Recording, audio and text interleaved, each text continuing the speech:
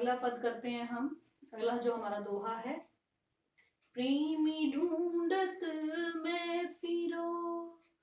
प्रेमी ढूंढत मैं फिरो, प्रेमी मिला न कोई,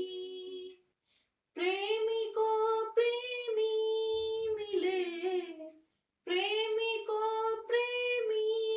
मिले,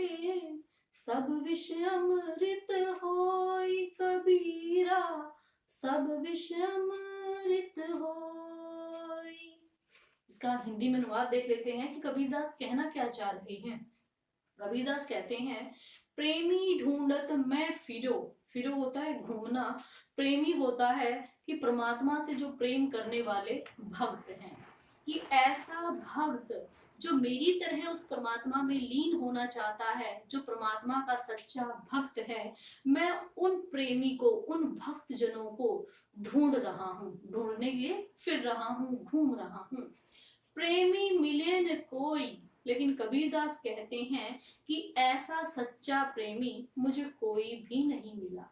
कबीरदास हैं वो परमात्मा की खोज में, यहाँ तक कि परमात्मा को जो सच्चे मन से चाहता है, ऐसे भक्त जन को ढूंढना चाहते हैं कि ऐसा कौन है जो अपने आप में संतुष्ट है कि हाँ उसने परमात्मा को पा लिया है, या उसने परमात्मा को महसूस कर लिया है कि ये मेरे परमात्मा है। तो कबीरदास कहते हैं कि मैं प्रेमी को ढूंढने के लिए फिर रहा हूँ, कि मुझे ऐसा कोई सच्चा भक्त, ऐसा कोई साधक मिल जाए। प्रेमी मिले न कोई, लेकिन कबीरदास कहते हैं कि मुझे ऐसा कोई भी सच्चा भक्त या प्रेमी नहीं मिला। प्रेमी को प्रेमी मिले। अब कबीरदास कह रहे हैं कि प्रेमी अर्थात जो भगवान का भक्त है, जो उस निर्गुण ईश्वर को मानने वाला है, वो सच्चा भक्त अगर है, कौ प्रेमी मिले तो ही उसे वैसा भक्त मिल सकता है। यहाँ पे एक छोटी सी बात कहना चाहूंगी कि जैसे हमारे समाज में भी कहा जाता है कि हमारा जैसा व्यवहार होता है, जैसा हमारा समाज के संदर्भ में, परिवार के, मित्रों के संदर्भ में जो हमारी विचारधारा होती है, या जैसा हम व्यवहार में होते हैं, हमारे दोस्त, हमारे पारिवारिक संबंधी रिश्तेदार वैसे ही होते हैं। एक छोटा बच्चा है, अगर वो स्कूल में जाता है तो स्कूल में वो क्लास में नया नया है, पहले दिन,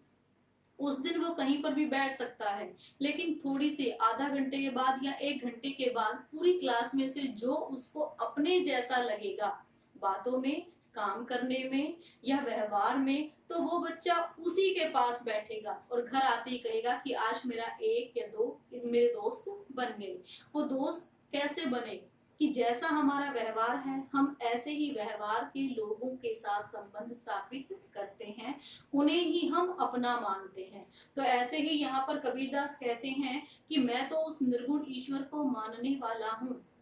जो परमात्मा हमारे अंदर बसा हुआ है, उस परमात्मा का मैं ध्यान करता हूँ। तो मैं भी ऐसे ही भक्त की खोज कर रहा हूँ कि जो मेरी तरह उस परमात्मा को अपना भगवान माने या उसी को ढूंढे। तो इसीलिए कबीरदास ने कहा है कि प्रेमी को प्रेमी मिले, कि जैसा भक्त होता है उस भक्त को ही तो भक्त मिलते हैं। सब विष अमृत होए, और फिर सब विष, सभी प्रकार के विष अर्थात सारी बुराइयां हैं, वो अमृत मुक्ति में बदल जाती हैं। कि अगर हमारे अंदर कुछ बुराई है और हम परमात्मा की खोज कर रहे हैं, खोज करते करते अगर हमें हमारे जैसा साधक या ऐसा ही भक्त मिल जाता है, तो हमारे लिए जितने भी समाज के संदर्भ में बुराइयां हैं, या लोगों की हमारे प्रति जो निंदा है, या मोह माया जो चीजें, जो विकार हैं, वो सारे विकार हमारे उस परमात्मा को पा करके मुक्ति रूपी या भक्ति रूपी रस के अमृत में परिवर्तित हो जाते हैं। तो कबीरदास हमें यहाँ पर ये समझाना चाहते हैं